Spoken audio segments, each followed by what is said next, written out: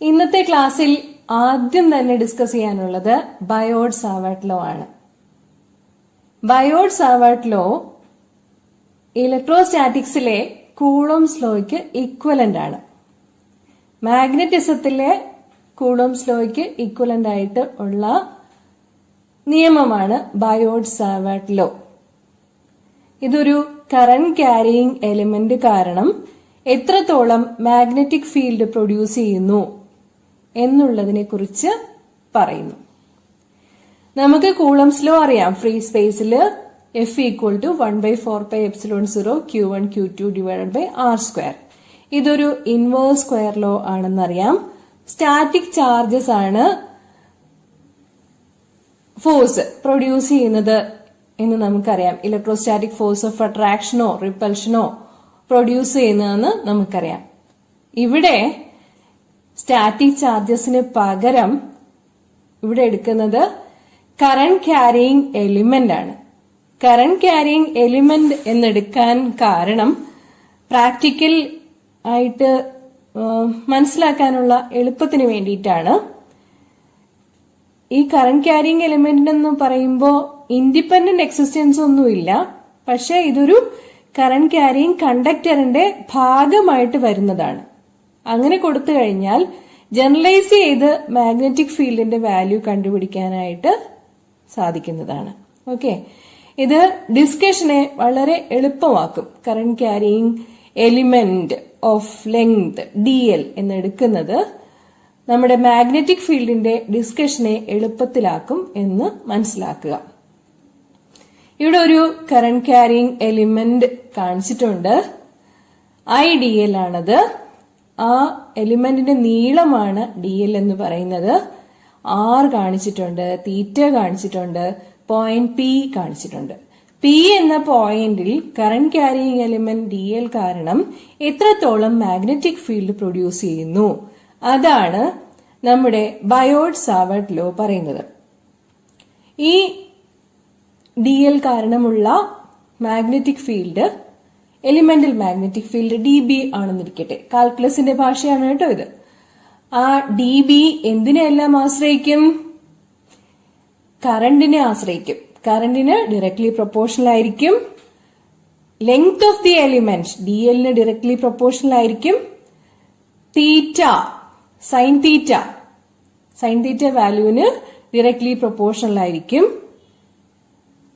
Distance r-ന് inversely proportional ആയിരിക്കും. എന്താണ് sine theta? Sine of the angle between the current element and the displacement vector r to the point P. അതാണ് ഏത് sine theta എന്ന് പറയുന്നത്. തീറ്റ mark ചെയ്തിട്ടുണ്ട് നോക്കുക. നമുക്ക് ബയോട്ട്-സാവർട്ട് ലോ ഇങ്ങനെ പറയാം: dB proportional to IdL sine theta /r². Proportionality മാറ്റാൻ കോൺസ്റ്റന്റ് ഇൻട്രൊഡ്യൂസ് ചെയ്യണം. ഫ്രീ സ്പേസിൽ ഉള്ള കോൺസ്റ്റന്റ് ആണ് μ0 / 4π. അപ്പോ നമ്മുടെ മാഗ്നറ്റിക് ഫീൽഡ് അതിന്റെ മാഗ്നിറ്റ്യൂഡ് ഇങ്ങനെയായിരിക്കും കിട്ടുക: dB = μ0 / 4π IdL sine theta /r². Okay, അപ്പൊ സൈൻ തീറ്റ വരുമ്പോ നമുക്കറിയാം അതൊരു ക്രോസ് പ്രോഡക്റ്റ് ആയിരിക്കും എന്നല്ലേ. അപ്പൊ ക്രോസ് പ്രോഡക്റ്റ് എന്ന് പറയുന്നത് IdLന്റെയും R-ന്റെയും ക്രോസ് പ്രോഡക്റ്റ് ആയിട്ടായിരിക്കും വരിക. IdL എന്ന് പറഞ്ഞാല് കറന്റ് ക്യാരിയിങ് എലിമെന്റ്, അതാണ് IdL. ക്രോസ് R, അവ രണ്ടും വെക്ടേഴ്സ് ആണ്. IdLും വെക്ടർ ആണ്, അതുപോലെ R-ഉം വെക്ടർ ആണ്. അപ്പോ മാഗ്നിറ്റ്യൂഡ് എടുക്കുമ്പോ ഇങ്ങനെ എഴുതാൻ പറ്റും: dB = μ0 / 4π IdL cross R /r³ എന്നുള്ളത്. ഓക്കെ, ഇവിടെ പ്രൊപ്പോർഷണാലിറ്റി കോൺസ്റ്റന്റ് μ0 / 4π ആണെന്ന് പറഞ്ഞു. അതിന്റെ വാല്യൂ 10⁻⁻7 ടെസ്ല മീറ്റർ ആംപിയർ ⁻⁻1 ആണ്. കോൺസ്റ്റന്റ് μ0 ഉണ്ട്. ആ കോൺസ്റ്റന്റ് μ0 പറയുന്ന പേര് magnetic permeability of free space എന്നാണ്, അല്ലെങ്കിൽ എയർ. അതിന്റെ വാല്യൂ 4π × 10⁻⁻7 ഹെൻറി/മീറ്റർ ആണ്. ഹെൻറി/മീറ്റർ. ഓക്കെ, ഇനി ഒരു മീഡിയത്തിലാണെങ്കിൽ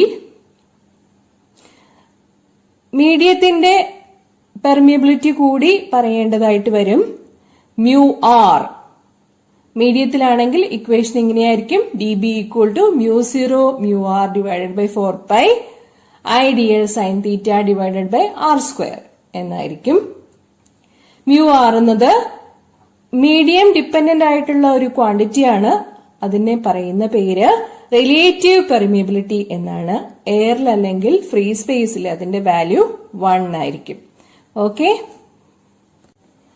നമുക്ക് കൂളംസ് ലോയും ബയോട്ട് സാവർട്ട് ലോയും കമ്പയർ ചെയ്യാം. കൂളംസ് ലോ ഇലക്ട്രോസ്റ്റാറ്റിക്സിലെ ചാർജസിനെ സംബന്ധിക്കുന്നതാണ്, സ്റ്റാറ്റിക് ചാർജസിനെ സംബന്ധിക്കുന്നതാണ്. ബയോട്ട് സാവർട്ട് ലോ മാഗ്നറ്റിസത്തില് കറന്റ് ക്യാരിയിങ് എലിമെന്റിനെ സംബന്ധിക്കുന്ന നിയമമാണ്. രണ്ടും ഇൻവേഴ്സ് സ്ക്വയർ ലോസ് ആണ്. സ്റ്റേറ്റ്മെന്റ് ഓർക്കുക. കൂളംസ് ലോ എന്താ പറയുന്നത്? F equal to 1/4πε0 Q1 Q2 divided by r². Biot Savart law പറയുന്നത് elemental magnetic field dB equal to μ0/4π IDL sin theta by r². രണ്ടിടത്തും r² ഇൻവേഴ്സ്ലി പ്രൊപ്പോർഷണൽ ആയിട്ടാണ് force വരുന്നത്. Electric force അല്ലെങ്കിൽ electric field intensity, അതുപോലെ dB magnetic field intensity എന്നതും. Okay, ഇനി രണ്ടാമത്തെ കാര്യം പറയാനുള്ളത് നമ്മുടെ ഇലക്ട്രിക് ഫീൽഡ് ഇന്റൻസിറ്റി എങ്ങനെയാ ഡിഫൈൻ ചെയ്യുന്നത്? E ഈക്വൽ ടു F/Q എന്നാണ്. യൂണിറ്റ് ചാർജിൽ അനുഭവപ്പെടുന്ന ഫോഴ്സിനെയാണ് ഇലക്ട്രിക് ഫീൽഡ് ഇന്റൻസിറ്റി എന്ന് പറയുക. ആ ഇലക്ട്രിക് ഫീൽഡ് ഒരു സ്കേലാർ സോഴ്സ് കാരണമുള്ളതാണ്. നമ്മുടെ സ്കേലാർ സോഴ്സ് ആണ് ഇലക്ട്രിക് ചാർജ്. ഓക്കെ, പക്ഷേ മാഗ്നറ്റിക് ഫീൽഡ് ഇന്റൻസിറ്റി പറയുന്നത് ഒരു വെക്റ്റർ സോഴ്സ് കാരണമാണ്. നമ്മുടെ വെക്റ്റർ സോഴ്സ് ആണ് IDL, current carrying element. IDL എന്നത് അതൊരു വെക്റ്റർ സോഴ്സ് ആണ്. ക്ലിയർ? ഇനി ഇലക്ട്രിക് ഫീൽഡ് പറയുന്നത് it is along the displacement vector joining the source and the point എന്നാണ്. മാഗ്നറ്റിക് ഫീൽഡ് അത് perpendicular to DL and R ആണ്. Diagram ഓർത്താൽ മതി, ഇക്കാര്യം മനസ്സിലാക്കാൻ പറ്റും. നാലാമത്തെ പോയിന്റ്, ഇലക്ട്രിക് ഫീൽഡ് ചാർജിന് സറൗണ്ടിങ് ആയിട്ട് എല്ലായിടത്തും പ്രസന്റ് ആയിരിക്കും. ബയോട്ട് സാവർട്ട് ലോ പറയുന്ന മാഗ്നറ്റിക് ഫീൽഡ് എന്ന് പറയുന്നത് along the direction of the current element ആണ്. ഓക്കെ, തീറ്റ 0 ആവുകയാണെങ്കിൽ എന്തായിരിക്കും? ഡിബിയുടെ വാല്യൂ 0 ആയിരിക്കും. ഓക്കെ, സോ ആംഗുലർ ഡിപ്പെൻഡൻസ് ഉള്ളതാണ് ബയോട്ട് സാവർട്ട് ലോയ്ക്ക്. പക്ഷെ കൂളംസ് ലോ പറയുന്ന ഇലക്ട്രിക് ഫീൽഡ് ഇന്റൻസിറ്റി ചാർജിനെ സറൗണ്ട് ചെയ്ത് ഉള്ളതാണ്. ഓക്കെ, ഇതാണ് 4 പ്രധാനപ്പെട്ട പോയിന്റ്സ് കൂളംസ് ലോയും ബയോട്ട് സാവർട്ട് ലോയും സംബന്ധിച്ച് പറയാനുള്ളത്. മനസ്സിലായി കാണുമെന്ന് വിചാരിക്കും. ഒരു കറന്റ് ക്യാരിയിങ് എലിമെന്റ് DL കാരണമുള്ള മാഗ്നറ്റിക് ഫീൽഡ് ഇന്റൻസിറ്റി dB എത്രയാണെന്ന് കണ്ടുപിടിക്കാൻ വേണ്ടിയിട്ടാണ് ബയോട്ട് സാവർട്ട് ലോ പ്രയോജനപ്പെടുത്തുന്നത്. ഇവിടെ നമുക്കൊരു സർക്കുലർ ലൂപ്പാണുള്ളത്. ആ സർക്കുലർ ലൂപ്പ് കാരണമുള്ള മാഗ്നറ്റിക് ഫീൽഡ് ഇന്റൻസിറ്റി P എന്ന പോയിന്റിൽ എത്രയായിരിക്കും എന്നാണ് കണ്ടുപിടിക്കാനുള്ളത്. സർക്കുലർ ലൂപ്പിന്റെ ആക്സിസ് ഇവിടെ കാണിച്ചിട്ടുണ്ട്, എക്സ് ആക്സിസ് ആയിട്ട് കാണിച്ചിട്ടുണ്ട്. എക്സ് എന്ന ദൂരം കാണിച്ചിട്ടുണ്ട്. അതായത് സർക്കുലർ ലൂപ്പിന്റെ സെന്ററിൽ നിന്നും P എന്ന പോയിന്റിലേക്കുള്ള ദൂരമാണ് എക്സ് എന്നുള്ളത്. CD 2 പോയിന്റ്സ് കാണിച്ചിട്ടുണ്ട്. ആ 2 പോയിന്റുകളിലാണ് എലിമെന്റൽ ലെങ്ത് DL എടുക്കുന്നത്. എലിമെന്റൽ ലെങ്ത്തിന്റെ ഭാഗത്ത് നിന്ന് P എന്ന പോയിന്റിലേക്കുള്ള ഡിസ്റ്റൻസ് ആണ് R എന്ന് കാണിച്ചിരിക്കുന്നത്. ഇവിടെ നമ്മൾ പ്രത്യേകം മനസ്സിലാക്കേണ്ട ഒരു കാര്യം എന്നാൽ DLഉം Rഉം എപ്പോഴും പെർപെൻഡിക്കുലർ ആയിട്ടായിരിക്കും ഉണ്ടാവുക. ആക്സിസില് P എന്ന പോയിന്റ് സ്ഥാനം എവിടെയായിരുന്നാലും, എക്സ് ആക്സിസില് ഡയഗ്രത്തിൽ കാണിച്ചിരിക്കുന്നതില് ഏത് പോയിന്റിൽ ആയിരുന്നാലും, OX എന്ന ആക്സിസിൽ എവിടെയായിരുന്നാലും DLഉം Rഉം പെർപെൻഡിക്കുലർ ആയിരിക്കും.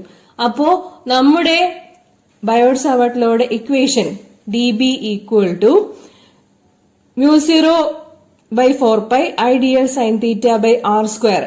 അത് സൈൻ തീറ്റ സൈൻ 90 ആയിട്ടായിരിക്കും വരുന്നത്.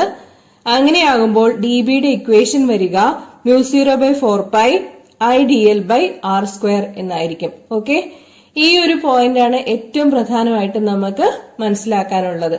അപ്പോ ഇക്വേഷൻ 2 ആ കാര്യം വ്യക്തമായിട്ട് പറയുന്നുണ്ട്. ഡിഎല്ലും ആറും മ്യൂച്വലി പെർപെൻഡിക്കുലർ ആണ്. അതാണ് ഈ ഇത്രയും കാര്യങ്ങൾ പറഞ്ഞതിൽ ഏറ്റവും ഇമ്പോർട്ടന്റ് ആയിട്ടുള്ള പോയിന്റ്. അങ്ങനെ വരുമ്പോൾ ഇക്വേഷൻ 2 നമുക്ക് എടുക്കാൻ പറ്റും. dB = μ0/4π IdL sin θ/r² എന്നുള്ളത് dB = μ0/4π IdL/r² എന്നാകുന്നതാണ്. ഡയഗ്രാം ശ്രദ്ധിക്കുക. CP എന്ന ഡിസ്റ്റൻസും സ്മോൾ ആർ ആണ്, അതുപോലെ DP എന്ന ഡിസ്റ്റൻസും സ്മോൾ ആർ ആണ്. ഇവിടെ പ്രത്യേകം മനസ്സിലാക്കാനുള്ളത് സി എന്ന പോയിന്റിലെ എലിമെന്റൽ ലെങ്ത് DL എടുത്താലും ഡി എന്ന പോയിന്റിലെ എലിമെന്റൽ ലെങ്ത് DL എടുത്താലും എലിമെന്റൽ ലെങ്തും ആറും DBയും മ്യൂച്വലി പെർപെൻഡിക്കുലർ ആയിരിക്കും. Okay, DL, R and DB are mutually perpendicular to each other.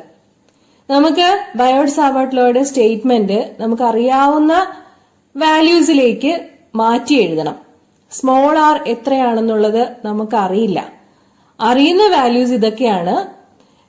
Circular ലൂപ്പിന്റെ റേഡിയസ് R അറിയാം. അതുപോലെ സർക്കുലർ ലൂപ്പിൽ നിന്നും ഏത് പോയിന്റിലെ മാഗ്നറ്റിക് ഫീൽഡ് ഇന്റൻസിറ്റി ആണോ കണ്ടുപിടിക്കേണ്ടത്, അതായത് ഇവിടുത്തെ P എന്ന പോയിന്റ്, അവിടേക്കുള്ള ഡിസ്റ്റൻസുമാണ് നമുക്ക് അറിയാവുന്നത്.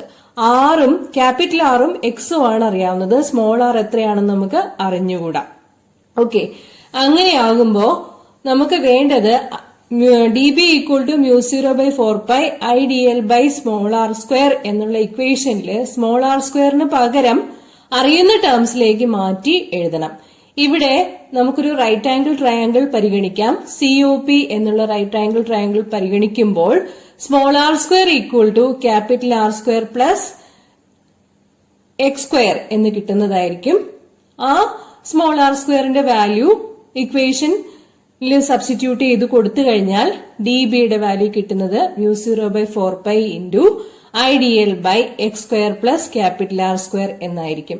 ഓക്കെ, ഇനി ഈ സർക്കുലർ ലൂപ്പ് കൺസിഡർ ചെയ്യുമ്പോഴുള്ള എലിമെന്റൽ ലെങ്ത് DL കാരണം സി എന്ന പോയിന്റിലെ എലിമെന്റൽ ലെങ്ത് കാരണം പിയിലുണ്ടാകുന്ന മാഗ്നറ്റിക് ഫീൽഡ് ഇന്റൻസിറ്റിയും പരിഗണിക്കണം. ഡി എന്ന പോയിന്റിലെ എലിമെന്റൽ ലെങ്ത് കാരണം പി എന്ന പോയിന്റില് ഉള്ള മാഗ്നറ്റിക് ഫീൽഡ് ഇന്റൻസിറ്റിയും പരിഗണിക്കണം. ഓക്കെ, നേരത്തെ സൂചിപ്പിച്ചു DLും ആറും DBയും മ്യൂച്വലി പെർപെൻഡിക്കുലർ ആയിട്ടാണ് വരുന്നതെന്ന്.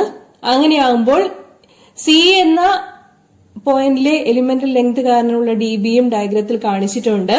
ഡി എന്ന പോയിന്റിലെ കറന്റ് ക്യാരിയിങ് എലിമെന്റ് കാരണം പി എന്ന പോയിന്റിൽ ഉണ്ടാകുന്ന മാഗ്നറ്റിക് ഫീൽഡ് ഇന്റൻസിറ്റിയും കാണിച്ചിട്ടുണ്ട്.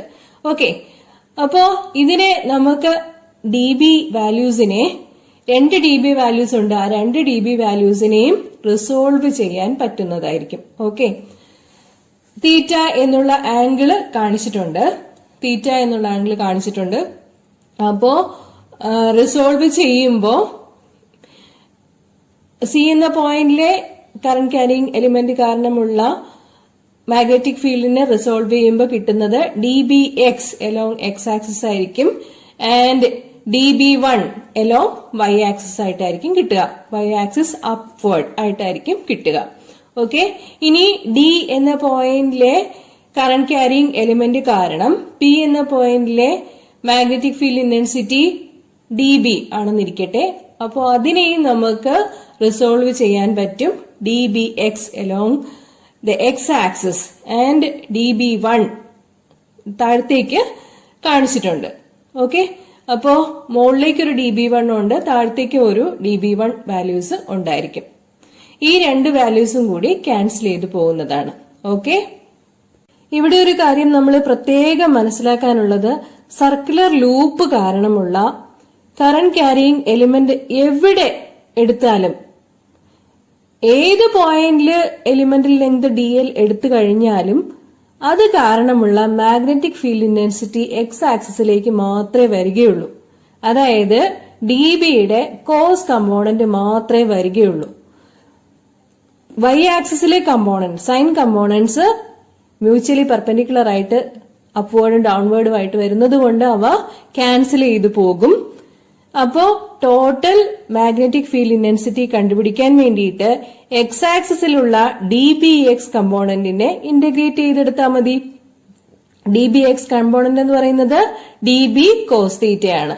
ഓക്കെ, തീറ്റ വാല്യൂ കാണിച്ചിട്ടുണ്ട്, ഇവിടെ 90 മൈനസ് തീറ്റയും കാണിച്ചിട്ടുണ്ട്. COP എന്ന റൈറ്റ് ആംഗിൾ ട്രയാംഗിൾ പരിഗണിക്കാം. അതിൽ നിന്നും മനസ്സിലാക്കിയെടുക്കാൻ പറ്റുന്നത് cos theta equal to sine 90 minus theta എന്നുള്ളതാണ്. സൈൻ 90 മൈനസ് തീറ്റ എത്രയാണെന്ന് നമുക്കറിയാം. ഓപ്പോസിറ്റ് സൈഡ് ബൈ ഹൈപ്പോട്ട്ന്യൂസ് ആണ്. ഓപ്പോസിറ്റ് സൈഡ് എന്ന് പറയുന്നത് ക്യാപിറ്റൽ R ആണ്. ഹൈപ്പോട്ട്ന്യൂസ് എന്ന് പറയുന്നത് root of X square plus R square എന്നുള്ളതാണ്. X square plus capital R square എന്നുള്ളതാണ്. അതല്ലെങ്കിൽ നമുക്ക് പറയാൻ പറ്റും sine 90 minus theta equal to capital R by X square plus capital R square whole raise to 1/2. Okay, അങ്ങനെയാകുമ്പോ ഇനി ഇക്വേഷനിൽ ഈ വാല്യൂ സബ്സ്റ്റിറ്റ്യൂട്ട് ചെയ്ത് കൊടുത്താൽ മതി. Magnetic field intensity B equal to integral μ0 by 4π into IDL divided by X square plus R square. അതുവരെ നമുക്കറിയാം. ഇനി കോസിന്റെ വാല്യൂ സബ്സ്റ്റിറ്റ്യൂട്ട് ചെയ്ത് കൊടുത്താൽ മതി. Okay, which is R divided by X square plus R square whole raise to 1/2. ഏതെല്ലാം values ആണ് integrate ചെയ്യേണ്ടി വരുന്നത്? ഇന്റഗ്രേറ്റ് ചെയ്യേണ്ടി വരുന്നത് ആകെപ്പാടെ എലിമെന്റൽ ലെങ്ത് മാത്രമാണ്. ബാക്കിയുള്ള വാല്യൂസ് എല്ലാം സ്മോൾ എക്സ് ആയാലും ക്യാപിറ്റൽ R ആയാലും അതെല്ലാം ഈ കറന്റ് ക്യാരിയിങ് കണ്ടക്ടറിനെ സംബന്ധിച്ച് സർക്കുലർ ലൂപ്പിനെ സംബന്ധിച്ച് കോൺസ്റ്റന്റ് ആണ്. ഓക്കെ, അങ്ങനെ ആയതുകൊണ്ട് ഇന്റഗ്രേറ്റ് ചെയ്യേണ്ടി വരിക ആകെപ്പാടെ എലിമെന്റൽ ലെങ്ത് DL ആണ്. എലിമെന്റൽ ലെങ്ത് മൊത്തം കൂട്ടിയെടുക്കുമ്പോൾ കിട്ടുന്നത് എത്രയായിരിക്കും? സർക്കുലർ ലൂപ്പ് ആയതുകൊണ്ട് 2πr ആയിരിക്കും. Where capital R is the radius of the circular loop. അപ്പോ നമുക്ക് ഇന്റഗ്രൽ DL ഉള്ളതിന് പകരം 2πr എന്ന് സബ്സ്റ്റിറ്റ്യൂട്ട് ചെയ്ത് കൊടുക്കാം. ഡിനോമിനേറ്ററിൽ വരുന്ന എക്സ് സ്ക്വയർ പ്ലസ് ആർ സ്ക്വയറും X square plus R square whole raise to 1/2 അത് രണ്ടും കൂടി മൾട്ടിപ്ലൈ ചെയ്യുമ്പോൾ കിട്ടുന്നത് X square plus R square whole raise to 3/2 എന്നായിരിക്കും. അത് സബ്സ്റ്റിറ്റ്യൂട്ട് ചെയ്ത് കൊടുക്കുക. So we will get the value of B as μ0 IR divided by 4π into X square plus R square whole raise to 3/2 into 2πr. Simplifications കൊടുത്തു കഴിയുമ്പോൾ magnetic field ഇന്റൻസിറ്റിയുടെ value കിട്ടുക μ0 IR square divided by 2 into X square plus R square whole raise to 3/2. അതെങ്ങോട്ടായിരിക്കും? along the x axis. ഈ diagram പ്രകാരം along the x axis ആയിരിക്കും അതിന്റെ മൂല്യം വരുന്നത്. Clear? B equal to μ0 IR square divided by 2 into x square plus r square the whole raised to 3/2 എന്ന equation magnetic field on the axis of A circular current loop അതിന്റെ general expression ആണ്. ആക്സിസില് ഏത് പോയിന്റിലാണോ X വരുന്നത്, ഏത് പോയിന്റിലാണോ നമ്മുടെ X distance കണക്കാക്കുന്നത്, അതിനനുസരിച്ച് substitute ചെയ്ത് കൊടുത്തു കഴിഞ്ഞാൽ മാഗ്നറ്റിക് ഫീൽഡ് ഇന്റൻസിറ്റിയുടെ വാല്യൂ കിട്ടുന്നതായിരിക്കും. സർക്കുലർ ലൂപ്പിന്റെ റേഡിയസ് അറിയാമെങ്കിൽ മാഗ്നറ്റിക് ഫീൽഡ് ഇന്റൻസിറ്റി കണ്ടുപിടിക്കാം ഈ ഇക്വേഷൻ ഉപയോഗിച്ചിട്ട്. ഓക്കെ, ഇനി at the centre of the loop the value of X equal to 0. അങ്ങനെ ആവുമ്പോൾ ഇക്വേഷൻ എങ്ങനെ മാറും? B equal to μ0 IR squared by 2r³ എന്നായിരിക്കും, അല്ലെങ്കിൽ μ0 I ബൈ 2r എന്നുള്ളതായിരിക്കും. ഈ ഇക്വേഷൻ ഡിറൈവ് ചെയ്തത് ഒരൊറ്റ ചുറ്റാണ് സർക്കുലർ ലൂപ്പിനുള്ളതെന്ന് അസ്യൂം ചെയ്തിട്ടാണ്. നമ്മുടെ ലൂപ്പില് n ടേൺസ് ഉണ്ടെന്ന് വിചാരിച്ചോളൂ, n ചുറ്റുകൾ ഉണ്ടെന്ന് വിചാരിച്ചോളൂ. അങ്ങനെയാണെങ്കിൽ മാഗ്നറ്റിക് ഫീൽഡ് ഇന്റൻസിറ്റിയുടെ value B equal to μ0 NI by 2r ആയിരിക്കും. ഡിസ്കഷൻ തുടങ്ങിയപ്പോ ഒരു കാര്യം പ്രധാനമായിട്ട് പറഞ്ഞു, DL-ഉം R-ഉം മ്യൂച്വലി പെർപെൻഡിക്കുലർ ആണ്, അതിന് പെർപെൻഡിക്കുലർ ആയിട്ടാണ് DB വരുന്നതെന്ന്. ഇത് മൂന്നും ഏത് റൂളിന്റെ പിൻബലത്തോടു കൂടിയാണ് പറഞ്ഞത്? റൈറ്റ് ഹാൻഡ് തംബ് റൂൾ ആണ് പ്രയോജനപ്പെടുത്തിയിരിക്കുന്നത്. റൈറ്റ് ഹാൻഡ് തംബ് റൂൾ എന്താന്ന് വെച്ചാൽ നമ്മുടെ റൈറ്റ് ഹാൻഡ് തമ്പ് മുകളിലേക്ക് വരത്തക്ക രീതിയിൽ ചുരുട്ടി പിടിച്ചു കഴിഞ്ഞാൽ കമ്പിന്റെ ഡിറക്ഷൻ സൂചിപ്പിക്കുക ഡിറക്ഷൻ ഓഫ് മാഗ്നറ്റിക് ഫീൽഡ് ആയിരിക്കും. നമ്മുടെ ഫിംഗേഴ്സ് 4 ഫിംഗേഴ്സ് ഉണ്ടല്ലോ, ഫിംഗേഴ്സ് ഇങ്ങനെ സ്ട്രെച്ച് ചെയ്ത് റൊട്ടേറ്റ് ചെയ്യിക്കാൻ പറ്റുന്നതാണ്, കേൾ ചെയ്യിക്കാൻ പറ്റുന്നതാണ്. അപ്പോ ആ ഫിംഗേഴ്സ് കേൾ ചെയ്യുന്ന ഡിറക്ഷൻ എന്ന് പറയുന്നത് ഡിറക്ഷൻ ഓഫ് കറന്റ് ആയിരിക്കും. Okay, so along the fingers ആയിട്ടായിരിക്കും ആർ എടുക്കുക. അങ്ങനെ വരുമ്പോൾ R D L D B ഇത് മൂന്നും മ്യൂച്വലി പെർപെൻഡിക്കുലർ ആണെന്നുള്ളത് എളുപ്പത്തിൽ നമുക്ക് മനസ്സിലാക്കിയെടുക്കാൻ പറ്റും. ഇപ്പൊ ഇവിടെ തമ്പിന്റെ ഡിറക്ഷൻ ഓഫ് മാഗ്നറ്റിക് ഫീൽഡിനെയും ഫിംഗേഴ്സിന്റെ കേളിംഗ് കാണിക്കുന്നത് ഡിറക്ഷൻ ഓഫ് കറന്റിനെയും ആയിരിക്കുമെന്ന് മനസ്സിലാക്കുക. Okay, this is a very important derivation. Notes വേണമെന്നുള്ളവർക്ക് ഇതിന്റെ സ്ക്രീൻഷോട്ട് എടുത്തിട്ട് എഴുതി പഠിക്കാവുന്നതാണ്. എന്താണ് പൊട്ടൻഷ്യോമീറ്ററിന്റെ വർക്കിംഗ് പ്രിൻസിപ്പിൾ? നമ്മുടെ സെല്ലിന്റെ EMF E ആണെന്നിരിക്കട്ടെ, ഗാൽവനോമീറ്റർ കറന്റ് IG 0 ആയിരിക്കുമ്പോഴുള്ള കറസ്പോണ്ടിങ് ബാലൻസ് ലെങ്ത് L ആണെന്നിരിക്കട്ടെ, then E proportional to L. ഇതാണ് പൊട്ടൻഷ്യോമീറ്ററിന്റെ principle. Okay, the potential difference between the 2 points of a current carrying conductor is directly proportional to the length between the 2 points of the conductor. This is called the potentiometer principle. Experiment ചെയ്ത് E proportional to L എന്നിങ്ങനെ തെളിയിക്കാൻ പറ്റും. അതിനുവേണ്ടി connections എല്ലാം ഇതുപോലെ കൊടുത്തിട്ട് ആദ്യം അത് കറക്റ്റ് ആണോ എന്നുള്ളത് ചെക്ക് ചെയ്യണം. ഓപ്പോസിറ്റ് ഡിഫ്ലക്ഷൻ കിട്ടുന്നുണ്ടോ എന്നുള്ളതാണ് ആദ്യം നോക്കേണ്ടത്. പ്രൈമറി സർക്യൂട്ട് ഓൺ ആക്കുക, സെക്കൻഡറി സർക്യൂട്ട് വെരിഫൈ ചെയ്യണം. സെക്കൻഡറി സർക്യൂട്ടിൽ കൂടി ജോക്കി മൂവ് ചെയ്യിക്കുകയാണ് വേണ്ടത്. അതായത് നമ്മുടെ വയറായ AC-യിൽ കൂടി ജോക്കി മൂവ് ചെയ്യിക്കണം. A എന്ന പോയിന്റില് ജോക്കി ടച്ച് ചെയ്യുമ്പോൾ ഗാൽവനോമീറ്ററിന്റെ സൂചി എങ്ങോട്ടാണോ ഡിഫ്ലക്ട് ചെയ്യുന്നതെന്ന് നോക്കുക. എങ്ങോട്ടാണോ മൂവ് ചെയ്യുന്നതിൽ നിന്ന് നമുക്ക് കറന്റിന്റെ ഡിറക്ഷൻ അറിയാൻ പറ്റും.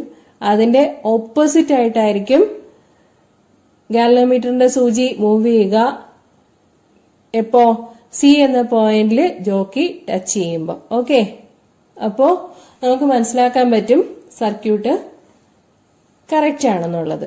ഇനി ബാലൻസിംഗ് ലെങ്ത് കണ്ടുപിടിക്കണം. റിയോസ്റ്റാറ്റ് പ്രൈമറി സർക്യൂട്ടിൽ അഡ്ജസ്റ്റ് ചെയ്ത് കൊടുത്തിട്ട് സെക്കൻഡറി സർക്യൂട്ടിൽ കൂടി I കറന്റ് ഫ്ലോ ചെയ്യുന്നു എന്ന് വിചാരിക്കുക. I കറന്റിന് കറസ്പോണ്ടിങ് ആയിട്ടുള്ള ബാലൻസിംഗ് ലെങ്ത് കണ്ടുപിടിക്കണം. അതായത് A മുതൽ C വരെ ജോക്കി സ്ലൈഡ് ചെയ്തൊടിച്ചുകൊണ്ട് വരുമ്പോ ഏത് പോയിന്റിൽ എത്തുമ്പോഴാണോ ഗാൽവനോമീറ്ററിന്റെ സൂചി 0 ഡിഫ്ലക്ഷൻ കാണിക്കുന്നത് ആ നീളം സ്കെയിലിൽ നിന്ന് കണക്കാക്കാൻ പറ്റും. ഓക്കെ, സോ I കറന്റിന് പ്രൊപ്പോർഷണൽ ആയിട്ട് സെക്കൻഡറിയിലെ EMF Eക്ക് കറസ്പോണ്ടിങ് ആയിട്ടുള്ള ബാലൻസിംഗ് ലെങ്ത് ആയിരിക്കും L കിട്ടുക. So E proportional to L. Experiment repeat ചെയ്യാൻ വേണ്ടിയിട്ട് പ്രൈമറിയിലെ റിയോസ്റ്റാറ്റ് അഡ്ജസ്റ്റ് ചെയ്ത് മറ്റൊരു വാല്യൂ ഓഫ് കറന്റ് സെക്കൻഡറിയിൽ കൂടി പോകാൻ അനുവദിക്കുക. അന്നേരമുള്ള EMFന് പ്രൊപ്പോർഷണൽ ആയിട്ട് ബാലൻസിംഗ് ലെങ്ത് മെഷർ ചെയ്തെടുക്കാൻ പറ്റും. സോ ഇങ്ങനെ എക്സ്പെരിമെന്റ് റിപ്പീറ്റ് ചെയ്യാം.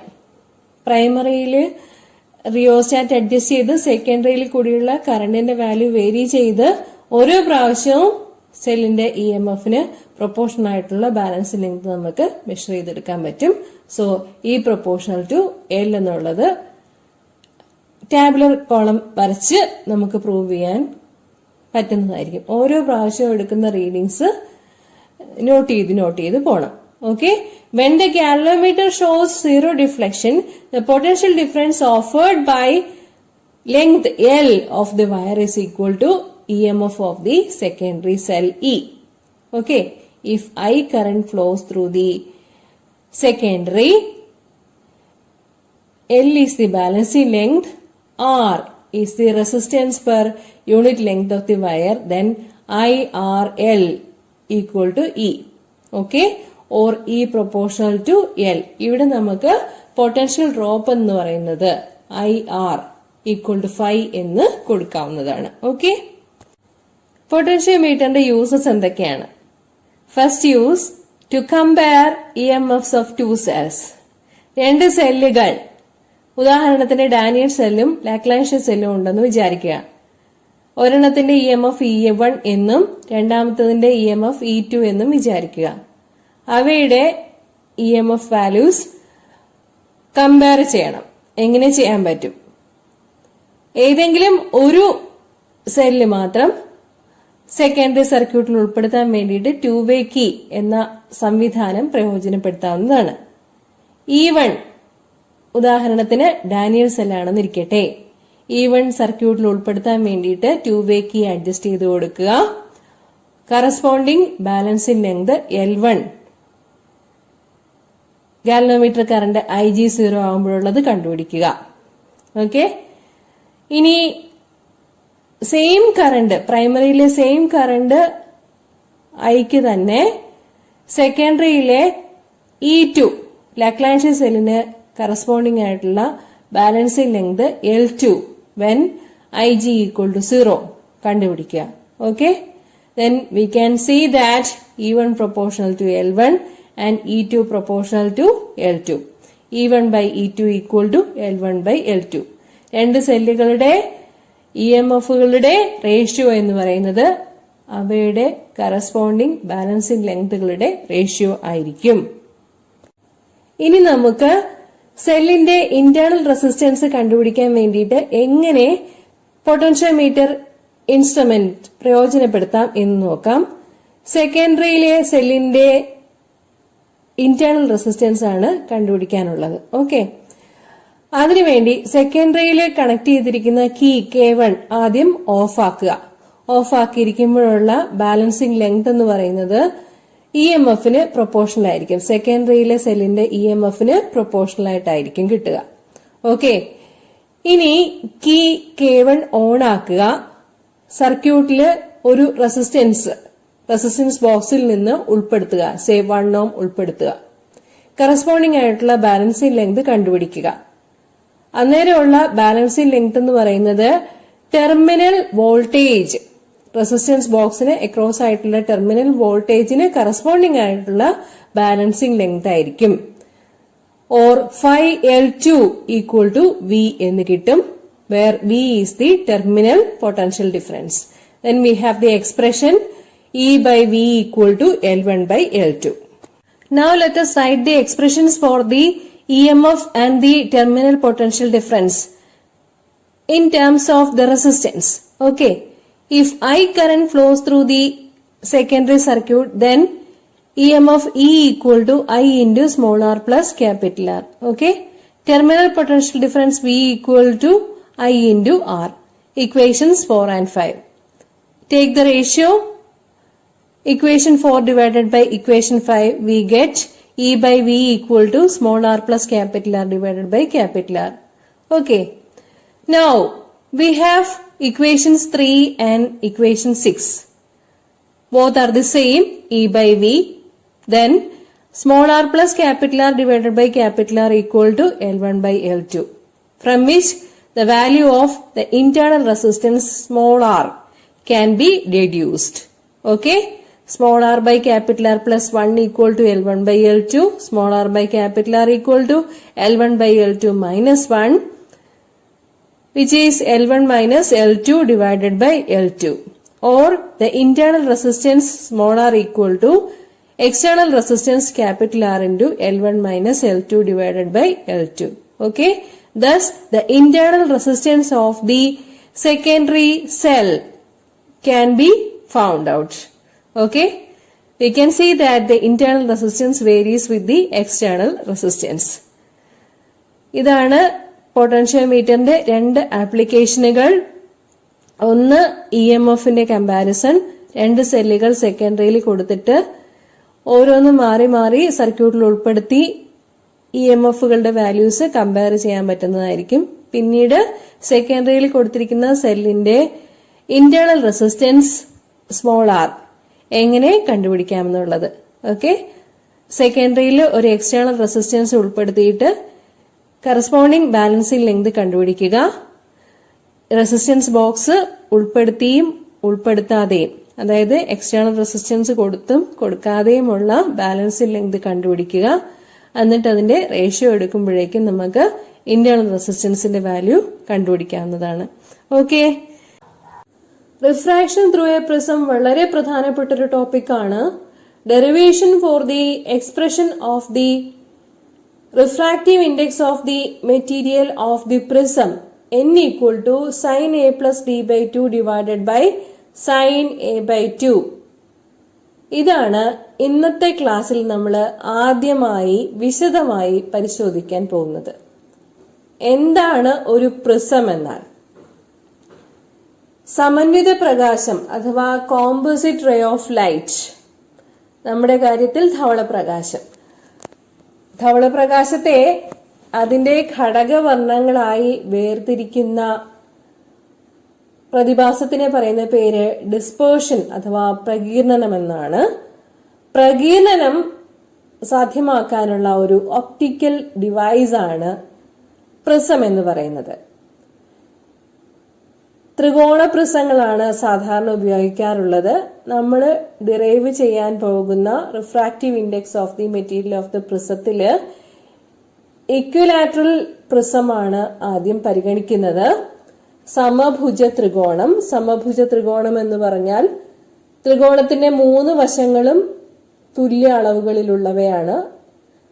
ആംഗിൾസ് 60 ഡിഗ്രി വീതമാണ്.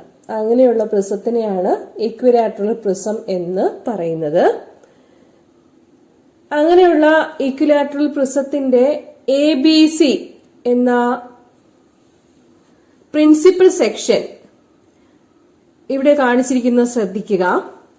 PQ എന്നത് ഇൻസിഡന്റ് റേ ആണ്.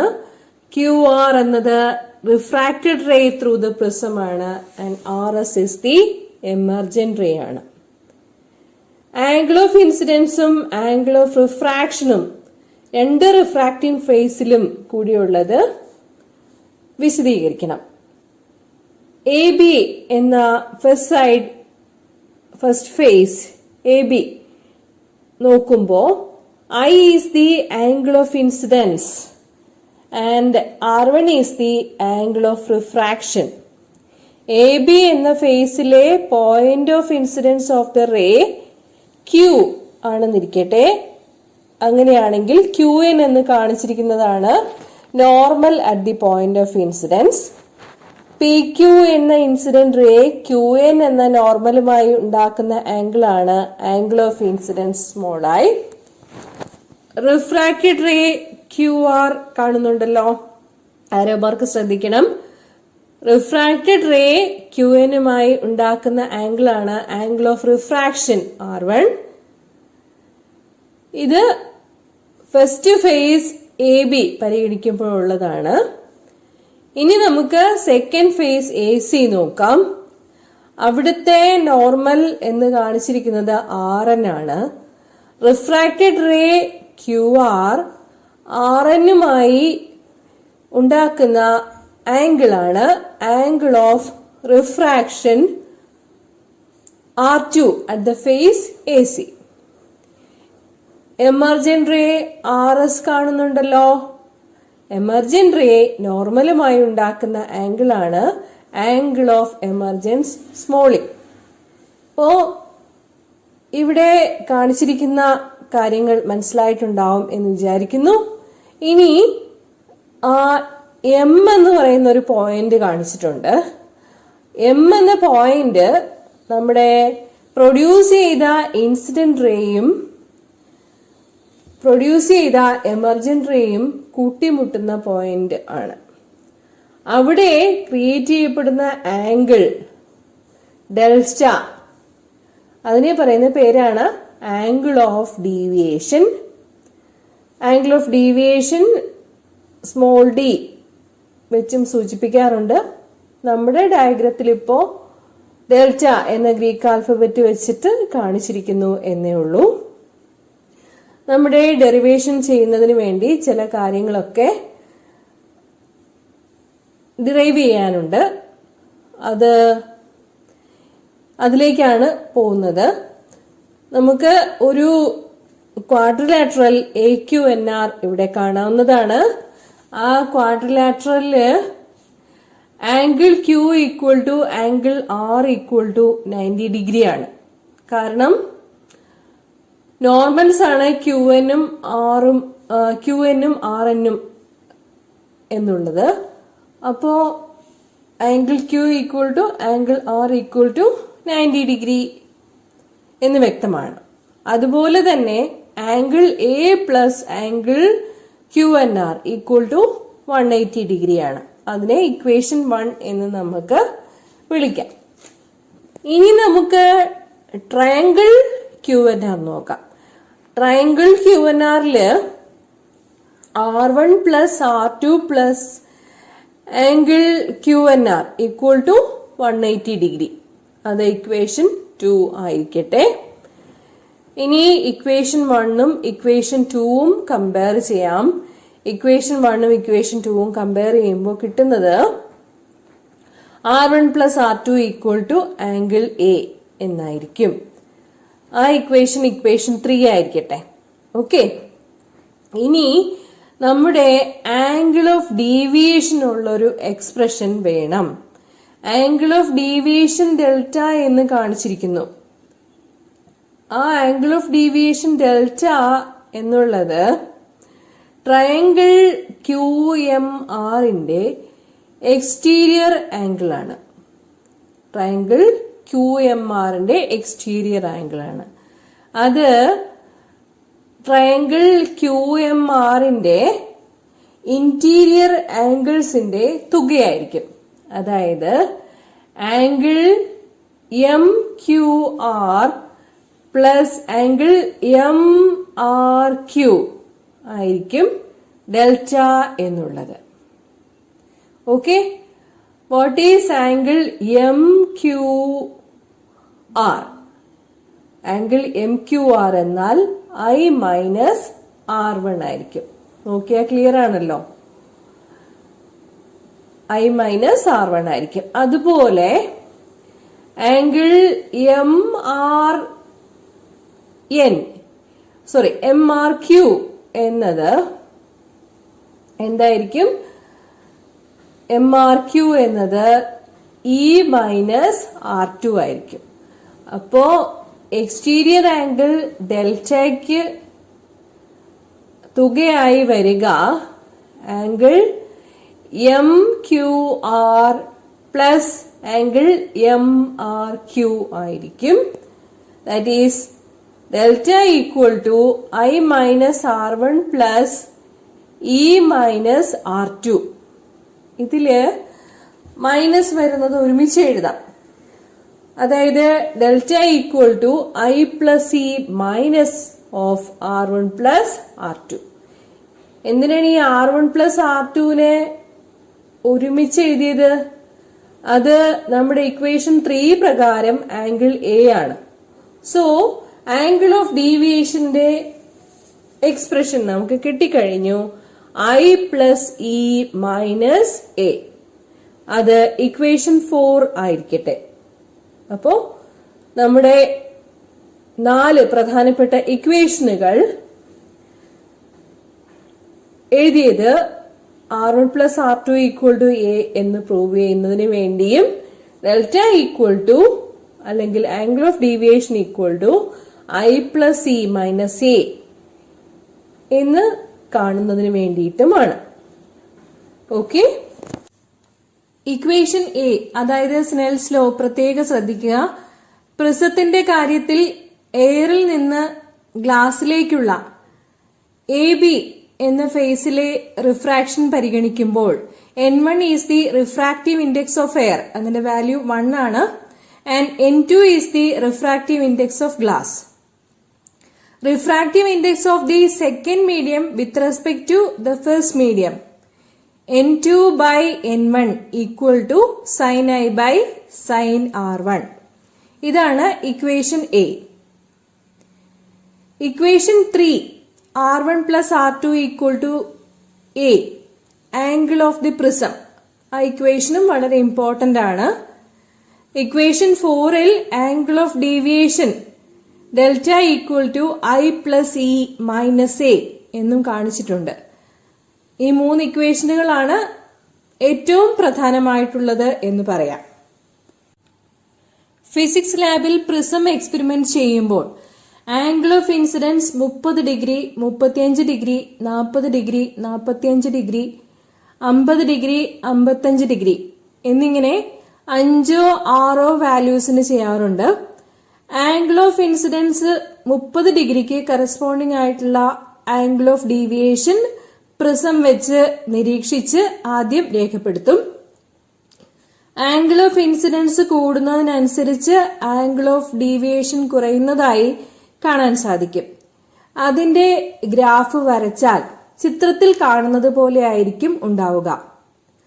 ആംഗിൾ ഓഫ് ഡീവിയേഷൻ കുറഞ്ഞു കുറഞ്ഞ് ഒരു പ്രത്യേക വാല്യൂ ഓഫ് ആംഗിൾ ഓഫ് ഇൻസിഡൻസിന് എത്തുമ്പോൾ മിനിമം ആകും. അതാണ് ഇവിടെ പച്ച ഡോട്ടഡ് ലൈൻസ് ഉപയോഗിച്ച് കാണിച്ചിരിക്കുന്നത്. ഓക്കെ, അതിനുശേഷം ആംഗിൾ ഓഫ് ഇൻസിഡൻസ് കൂടുന്നതിനനുസരിച്ച് ആംഗിൾ ഓഫ് ഡീവിയേഷനും കൂടുന്നതായി കാണാവുന്നതാണ്. ആംഗിൾ ഓഫ് ഡീവിയേഷൻ മിനിമം ആകുമ്പോഴുള്ള വാല്യൂവിനെ പറയുന്ന പേരാണ് angle of minimum deviation DM. Capital D എന്ന് മാത്രം മിനിമം ഡീവിയേഷന് സൂചിപ്പിച്ചാലും മതിയാകും. ഇവിടെ അത് D∪M എന്ന് കൊടുത്തിരിക്കുന്നു എന്ന് മാത്രമേ ഉള്ളൂ. ക്യാപിറ്റൽ ഡി ധാരാളം മതി. നമ്മുടെ angle of minimum deviation capital ഡിയുടെ പ്രത്യേകത എന്താന്ന് വെച്ചാൽ angle of incidence is equal to angle of emergence എന്നതാണ്. ആംഗിൾ ഓഫ് ഇൻസിഡൻസും ആംഗിൾ ഓഫ് എമർജൻസും ഈക്വൽ ആകുന്ന കണ്ടീഷനിലാണ് angle of deviation angle of minimum deviation ആവുന്നത്. അതായത് I equal to E, also R1 equal to R2. അപ്പോൾ നമ്മുടെ equation 3 2R1 equal to A എന്നാകും, അല്ലെങ്കിൽ R1 equal to A/2. Mark it as equation 5.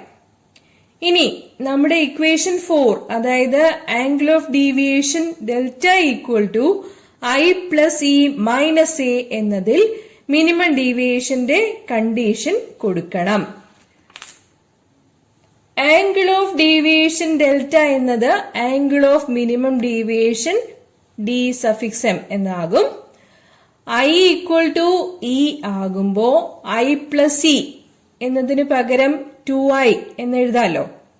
Therefore, our equation 4 becomes DM equal to 2I minus A, or 2I equal to DM plus A, or I equal to A plus DM divided by 2.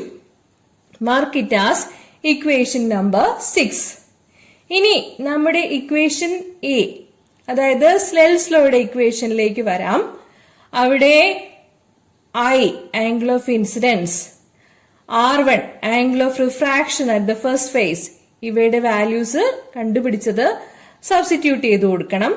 Then N2 by N1 equal to N21 equal to sin I by sin R1 equal to sin A plus DM by 2 divided by sin A by 2. ഒരു small angled prism ആണെങ്കിൽ, angle of the prism വളരെ ചെറുതാണെങ്കിൽ sine theta approximately equal to theta ആണ്. Mathematical approximation ആണ് sine theta approximately equal to theta എന്നത്. അങ്ങനെയാകുമ്പോൾ നമ്മുടെ equation, refractive ഇൻഡെക്സിന്റെ equation N21 equal to A plus DM by 2 divided by A by 2 എന്നാകും. ന്യൂമറേറ്ററിലെയും ഡിനോമിനേറ്ററിലെയും 2 cancel ആയി പോകും. Then N21 equal to A plus DM divided by A. അല്ലെങ്കിൽ N21 into A equal to A plus DM. Cross multiply ചെയ്താൽ മതി. DM മാത്രം ഒരു സൈഡിലേക്ക് എഴുതുമ്പോൾ N21 into A minus A equal to DM. A പുറത്തെടുക്കുമ്പോൾ N21 minus 1 into A equal to DM. ഇതാണ് angle of minimum ഡീവിയേഷന്റെ expression. DM equal to N21 minus 1 into A. ഏത് കേസിലാണ്? സ്മോൾ ആംഗിൾഡ് പ്രിസത്തിന്റെ കേസിൽ. സ്പെഷ്യൽ കേസാണിത്. നമ്മുടെ ഫസ്റ്റ് മീഡിയം എന്നത് air ആണ്. അതിന്റെ റിഫ്രാക്റ്റീവ് ഇൻഡെക്സ് 1 ആണ്. So N1 equal to 1. അങ്ങനെയാകുമ്പോൾ N21 minus 1 into A equal to dm എന്നതിനെ സിമ്പിളായിട്ട് N1 minus 1 into N minus 1 into A equal to D എന്ന് സ്മോൾ ആംഗിൾഡ് പ്രിസത്തിന്റെ ഇക്വേഷൻ എഴുതാവുന്നതാണ്. അതുപോലെ നമ്മുടെ refractive index of the material of the prism n എന്ന് മാത്രം കൊടുത്താൽ മതിയാകും. n equal to sine A plus D by 2 divided by sine A by 2. വളരെ പ്രധാനപ്പെട്ടതാണ് ഈ ഡെറിവേഷൻ. പ്രോബ്ലത്തില് അതുപോലെ തന്നെ പ്രധാനപ്പെട്ടതാണ്. കുറെ എണ്ണം ഞാൻ വർക്കൗട്ട് ചെയ്തിട്ടുണ്ട്. ലിങ്ക് ഡിസ്ക്രിപ്ഷൻ ബോക്സിൽ കൊടുത്തിരിക്കാം. ഗോസസ് തിയറത്തിന്റെ സ്റ്റേറ്റ്മെന്റ് ഒന്ന് ഓർമ്മപ്പെടുത്തുകയാണ്. എന്താണത്? The net electric flux through a closed surface enclosing a volume is equal to 1 by epsilon 0 times the net charge within the enclosed surface. That is, electric flux phi equal to integral over the closed surface vector E dot vector delta S equal to 1 by epsilon 0 into Q. Gauss's theorem apply ചെയ്യാൻ എന്താണ് വേണ്ടത്? LHSല് electric ഫീൽഡിന്റെയും മൊത്തം surface ഏരിയയുടെയും scalar product അഥവാ dot product എടുക്കണം. ഇത് സ്റ്റേറ്റ്മെന്റ് ആയിട്ട് പറയുകയാണെങ്കിൽ integral over the closed surface vector E dot vector delta S equal to 1 by epsilon 0 into Q. അതിന്റെ LHS ആണ് പറഞ്ഞത്. അവിടെ ഇലക്ട്രിക് ഫീൽഡിന്റെയും മൊത്തം സർഫസ് ഏരിയയുടെയും സ്കെയിലർ പ്രോഡക്റ്റ് അഥവാ ഡോട്ട് പ്രോഡക്റ്റ് ആണ് എടുക്കാനുള്ളത്. RHSല് അതായത് 1 ബൈ എപ്സിലോൺ 0 ക്യൂ എന്ന് പറയുന്നതില് ടോട്ടൽ എൻക്ലോസ്ഡ് ചാർജിന്റെയും 1 ബൈ എപ്സിലോൺ 0യുടെയും പ്രോഡക്റ്റ് എടുക്കും.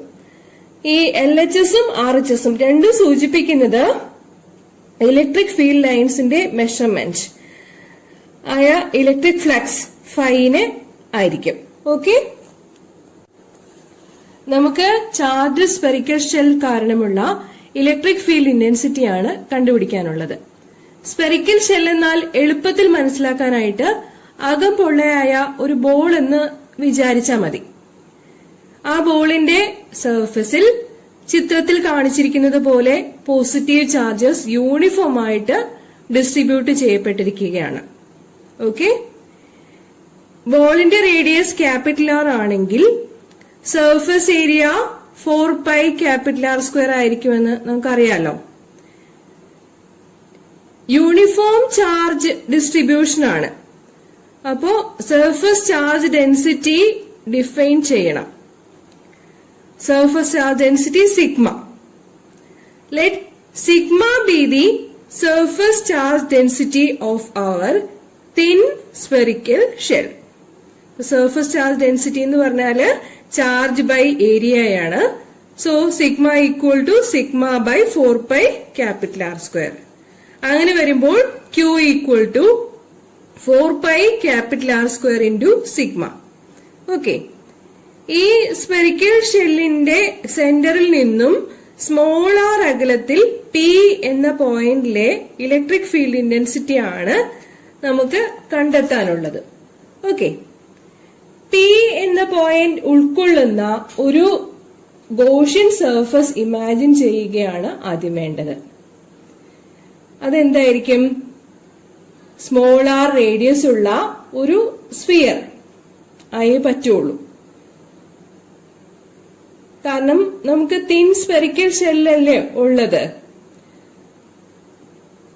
ഇവിടെ ഇലക്ട്രിക് ഫീൽഡും P എന്ന പോയിന്റിലെ ഏരിയ വെക്ടറും ഒരേ ഡിറക്ഷനിലാണ്, റേഡിയലി ഔട്ട്വേർഡ്സ് ആയിട്ടാണ് എല്ലായിടത്തും കാണുന്നത്. അങ്ങനെ വരുമ്പോ angle between vector E and vector delta S ഒരേ ഡിറക്ഷനിലായതുകൊണ്ട് angle between vector E and vector delta S equal to 0. Therefore, integral vector E dot vector delta S is equal to E into integral delta S. Okay. Which is equal to E into 4 pi small r square. Now, let us apply Gauss's law. E into 4 pi small r square equal to 1 by epsilon 0 into Q. നമ്മള് Qന്റെ value already കണ്ടിട്ടുണ്ട്. Q equal to sigma into 4 pi capital R square. Okay. Therefore, E into 4 pi small r square equal to sigma into 4 pi capital R square divided by epsilon 0.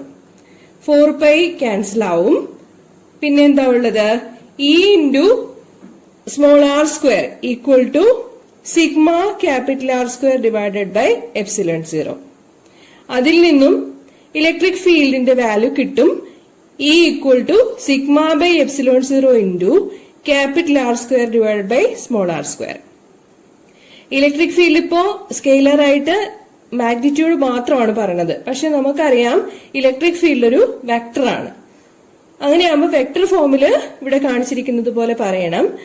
In vector form vector E equal to sigma E by epsilon 0 capital R square by small r square into r cap. What is r cap? R cap is a unit vector in the direction of small r. Okay. ഇത് derivation മനസ്സിലായി കാണും എന്ന് വിചാരിക്കുന്നു. നമ്മള് thin spherical ഷെല്ലിന്റെ ഒരു case കണ്ടു കഴിഞ്ഞു. ഇനി ഒരു സ്പെഷ്യൽ കേസ് പരിശോധിക്കാം.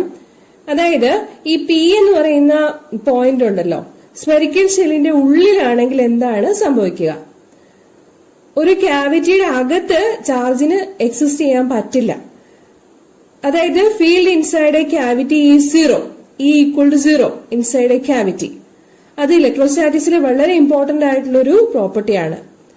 No charge is enclosed inside the Gaussian surface, but all the charges are uniformly distributed over the surface.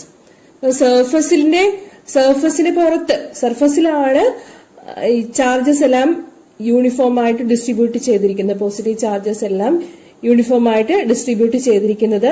Inside the cavity E equal to 0. അപ്പോ നമുക്ക് വളരെ പ്രധാനപ്പെട്ട ഒരു റിസൾട്ട് കിട്ടും. Electric field at any point inside a charged spherical shell or cavity is 0. നിത്യജീവിതത്തിൽ ഒരുപാട് applications ഉള്ളൊരു കാര്യമാണ് ഈ പറഞ്ഞത്. ഇടിമിന്നൽ ഉണ്ടാവുന്ന സമയത്ത് തുറസായ സ്ഥലത്ത് നിൽക്കുന്നതിനേക്കാൾ സുരക്ഷിതമാണ് ഒരു വീടിനുള്ളിലോ കാറിനുള്ളിലോ ആയിരിക്കുന്നതെന്ന് പറയുന്നതിന്റെ കാരണം ഇതുതന്നെയാണ്. E equal to 0 inside a cavity. മിന്നലുള്ളപ്പോൾ കാറിന്റെ പുറത്ത് മാത്രമായിട്ടായിരിക്കും ചാർജ് ഉണ്ടാവുക. അകത്ത് ഇലക്ട്രിക് ഫീൽഡ് 0 ഇക്കാര്യം അറിയപ്പെടുന്നത് E equal to 0 inside a cavity. അതറിയപ്പെടുന്നത് ഇലക്ട്രോസ്റ്റാറ്റിക് ഷീൽഡിംഗ് എന്നാണ്. So let's define what is electrostatic shielding. Vanishing of electric field inside a charged spherical shell is termed as electrostatic shielding. അടുത്ത special case, നമുക്ക് നമ്മുടെ point P charge spherical ഷെല്ലിന്റെ സർഫസിലാണെന്ന് വിചാരിക്കാം. Then small r equal to capital R. Clear? Our expression E equal to sigma by epsilon 0 capital R square by small r square എന്നത് എന്തായിട്ട് മാറും? അപ്പോ E equal to sigma by epsilon 0 എന്ന് മാറും. Vector form ആയിട്ട് പറയുകയാണെങ്കിൽ E equal to sigma by epsilon 0 into r cap. 3 cases ആയി കഴിഞ്ഞു. ഈ കാര്യങ്ങൾ വെച്ചുകൊണ്ട് നമുക്ക് ഇലക്ട്രിക് ഫീൽഡ് ഇന്റൻസിറ്റി സ്ഫെറിക്കൽ ഷെല്ലിന്റെ കാര്യത്തിൽ എങ്ങനെയായിരിക്കും എന്ന് നോക്കാം. ഒരു ഗ്രാഫിക്കൽ റെപ്രസെന്റേഷൻ കാണാം. കണ്ടോ? Inside the shell there is electrostatic shielding. or E equal to 0. അപ്പൊ ഷെല്ലിന്റെ അകത്ത് E equal to 0 എന്നുള്ളത് കാണിച്ചിരിക്കുന്നത് ശ്രദ്ധിക്കുക. On the surface of the shell, what is the value of E? E equal to sigma by epsilon 0. അപ്പോ സർഫസില് ആ value കാണിച്ചിട്ടുണ്ട്, രണ്ട് സ്ഥലത്തും കാണിച്ചിട്ടുണ്ട്. E equal to sigma by epsilon 0. അപ്പം ഇത് 3 ഡയമെൻഷനൽ ആകുമ്പോൾ നമുക്ക് ഇങ്ങനെ കാണിക്കാൻ പറ്റുള്ളൂ. നിക്കോള ടെസ്ല എന്ന മഹാനായ യുഗോസ്ലേവിയൻ സയന്റിസ്റ്റിനെ നാം എല്ലാവരും സ്മരിക്കണം. കാരണം അദ്ദേഹത്തിന്റെ മഹത്തായ കണ്ടുപിടുത്തമായ AC ജനറേറ്ററിനെ ആസ്പദമാക്കിയാണ് ഇന്ത്യയിലെ പവർ ഹൌസുകളെല്ലാം പ്രവർത്തിക്കുന്നത്. വിദ്യുച്ഛക്തിയിൽ പ്രവർത്തിക്കുന്ന ഉപകരണങ്ങളുടെ സഹായമില്ലാതെ ഒരു ദിവസം തള്ളി നീക്കുന്ന കാര്യം നമ്മളെ സംബന്ധിച്ചിടത്തോളം ആലോചിക്കാൻ തന്നെ ബുദ്ധിമുട്ടാണ്. AC ജനറേറ്റർ പ്രവർത്തിക്കുന്നത് ഇലക്ട്രോ മാഗ്നറ്റിക് ഇൻഡക്ഷനെ അഥവാ വൈദ്യുത കാന്തിക പ്രേരണത്തെ ആസ്പദമാക്കിയാണ്. എന്താണ് ഇലക്ട്രോ മാഗ്നറ്റിക് ഇൻഡക്ഷൻ? ഒരു ചുറ്റുകോയിൽ മാഗ്നറ്റിക് ഫീൽഡിൽ റൊട്ടേറ്റ് ചെയ്യുമ്പോൾ ആ ചുറ്റുകോയിലുമായി ബന്ധപ്പെട്ടിട്ടുള്ള മാഗ്നറ്റിക് ഫ്ലക്സ് അഥവാ കാന്തിക ഫ്ലക്സ് തുടർച്ചയായി വ്യത്യാസപ്പെടുകയും ഒരു EMF ഇൻഡ്യൂസ് ചെയ്യപ്പെടുകയും ചെയ്യുന്നു. Whenever a coil rotates in a magnetic field, the flux linked with it varies continuously and an EMF is induced in it. ഇതാണ് ഇലക്ട്രോ മാഗ്നറ്റിക് ഇൻഡക്ഷൻ അഥവാ വൈദ്യുത കാന്തിക പ്രേരണം. നമ്മുടെ കോയിലിന്റെ ഏരിയ ക്യാപിറ്റൽ A ആണെന്നിരിക്കട്ടെ. അപ്ലൈ ചെയ്യുന്ന മാഗ്നറ്റിക് ഫീൽഡിന്റെ ഇന്റൻസിറ്റി B ആണെന്നിരിക്കട്ടെ. ഒമേഗ എന്നത് കോയിൽ റൊട്ടേറ്റ് ചെയ്യുന്നതിന്റെ ആംഗുലർ സ്പീഡ് ആണെന്നിരിക്കട്ടെ. T സമയത്തിലാണ് ഈ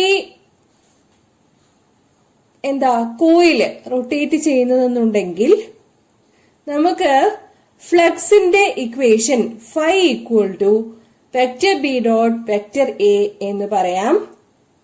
which is equal to BA cos theta and theta equal to omega T.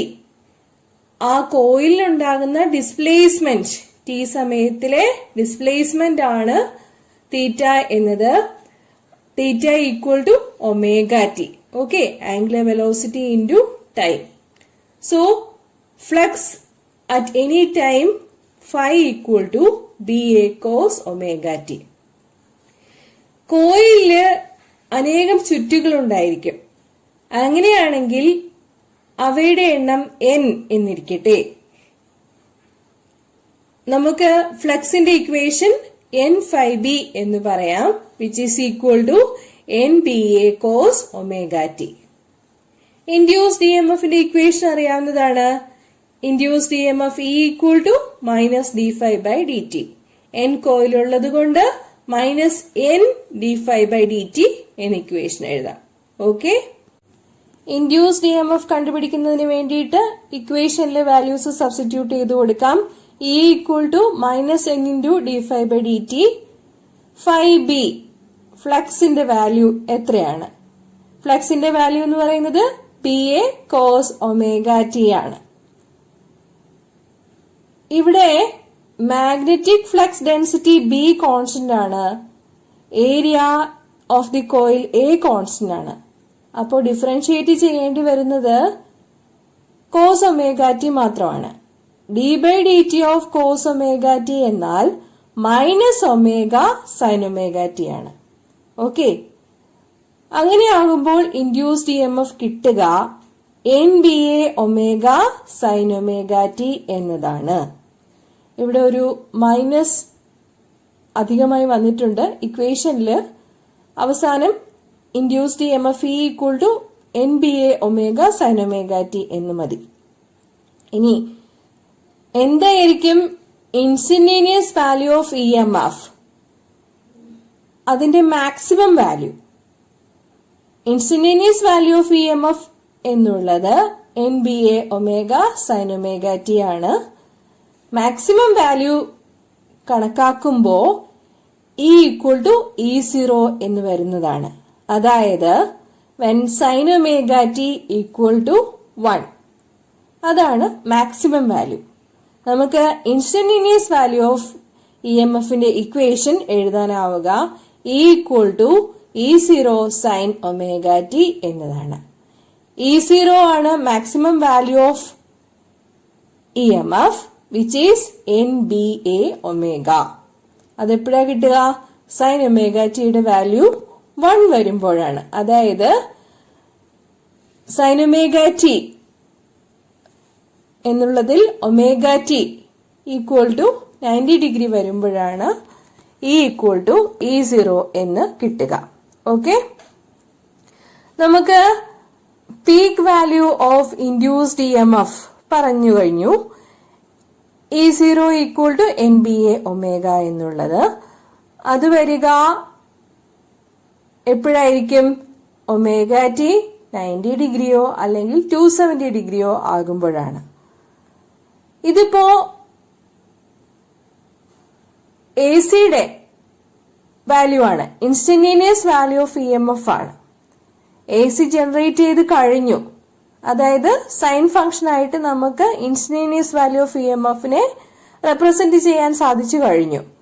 ഇനി എങ്ങനെയാണ് ഈ വേരിയേഷൻസ് വരുന്നത്? E0 sin omega t എന്നതിനനുസരിച്ച് നമ്മുടെ ആർമേച്ചർ കോയിലിന്റെ റൊട്ടേഷനുമായി ബന്ധപ്പെടുത്തി സിനുസോയിഡൽ ഫംഗ്ഷനെ എങ്ങനെ വിശദീകരിക്കാനാവും, AC-യെ എങ്ങനെ വിശദീകരിക്കാനാവും എന്നുള്ളത് നോക്കാം. നമ്മുടെ AC ജനറേറ്ററിന്റെ സെറ്റപ്പ് നോക്കുക. മാഗ്നറ്റിക് ഫീൽഡ് ഉണ്ടാക്കുന്നത് ശക്തമായ കാന്തങ്ങളാണ്. അവയുടെ പോൾസ് കാണിച്ചിട്ടുണ്ട്, N എന്നും S എന്നും, നോർത്ത് പോളും സൗത്ത് പോളും.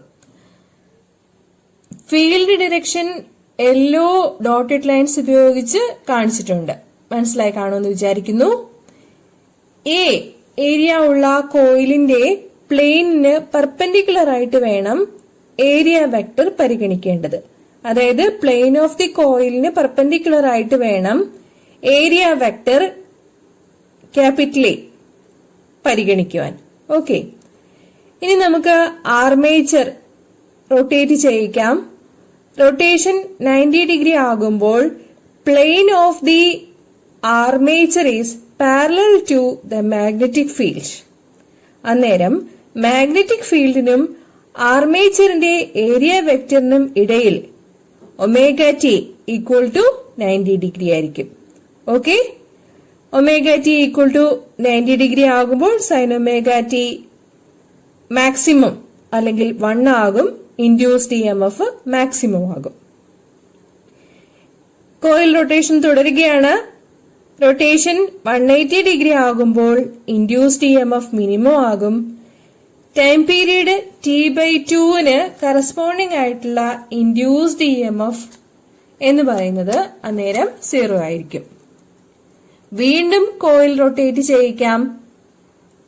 ഒമേഗ ടി = 270 ഡിഗ്രി ആണെന്ന് വിചാരിക്കുക. അന്നേരം AC നെഗറ്റീവ് ഡിറക്ഷനിൽ മാക്സിമം ആകും. നമ്മുടെ റൊട്ടേഷൻ ഇനി പൂർത്തിയാക്കണം. അതായത് ടൈം പീരീഡ് T, ഒരു റൊട്ടേഷൻ പൂർണ്ണമാക്കാൻ എടുക്കുന്ന സമയം, അതാണ് T ടൈം പീരീഡ് എന്ന് പറയുന്നത്. അതിന് കറസ്പോണ്ടിങ് ആയിട്ട് omega t = 360 degree or omega t = 360 degree rotation കഴിയുമ്പോൾ ഇൻഡ്യൂസ്ഡ് EMF വീണ്ടും 0 ആയിട്ട് മാറും. ഇതാണ് നമ്മുടെ AC ജനറേറ്റ് ചെയ്യുന്നതിന്റെ എക്സ്പ്ലനേഷൻ. എക്സ് ആക്സിസിൽ ടൈമും വൈ ആക്സിസിൽ ഇൻഡ്യൂസ്ഡ് EMFഉം വരുന്ന രീതിയിൽ ഗ്രാഫ് വരയ്ക്കാൻ പറ്റും. കോയിലിന്റെ റൊട്ടേഷൻ തുടരുന്നതിനനുസരിച്ച് AC ജനറേറ്റ് ചെയ്തുകൊണ്ടിരിക്കും. AC ജനറേറ്റർ എന്നാൽ എന്താണെന്ന് മനസ്സിലായി കാണും എന്ന് വിചാരിക്കുന്നു. ഇനി നമുക്ക് കോയിൽ റിവേഴ്സായി കറക്കുമ്പോഴുള്ള കേസ് എങ്ങനെയാണെന്ന് നോക്കാം. ശ്രദ്ധിച്ചോളൂ.